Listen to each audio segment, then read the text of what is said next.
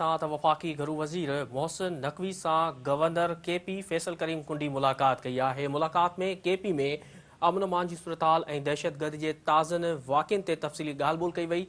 मुलाक़ात में सूबे जे मुख़्तलिफ़ ज़िलनि में फितनाल ख़ारिज ख़िलाफ़ जारी ऑपरेशन ऐं पाक अफ़गान सूरतहाल ते बि ॻाल्हियूं कयूं वयूं। केपी में जटाधार अमन क़ाइमु करण लाइ फितनाल ख़ारिज ख़िलाफ़ कामयाब ऑपरेशन ते सिक्योरिटी फोर्सेस खे भेटा पेश कई वई।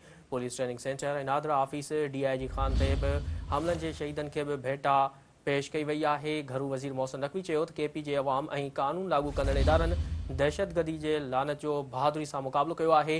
फितनाल ख़ारिज जा दहशतगर्द पाकिस्तान जे इतिहाद ऐं अमन जा दुश्मन आहिनि। घरू वज़ीर मोहसिन नक़वी चयो त ज़ालिम अंसरनि ख़िलाफ़ ऑपरेशन जारी रहंदो।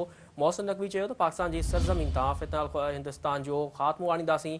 गवर्नर फैसल करीम कुंडी चयो त केपी जा माण्हू अमन जा हामी आहिनि। सूबे जी तरक़ी ऐं ख़ुशहाली लाइ अमन जो क़याम अणचर आहे। अवां खे आगाह करे रहिया आहियूं। अहम ख़बर जे हवाले सां त वफ़ाक़ी घरू वज़ीर मोहसिन नक़वी सां गवर्नर केपी के फैसल करीम कुंडी मुलाक़ात कई आहे। मुलाक़ात में केपी में अमन अमान जी सूरतहाल ऐं दहशतगर्दी जे ताज़नि वाक़िअनि ते तफ़सीली ॻाल्हि ॿोल कई वई।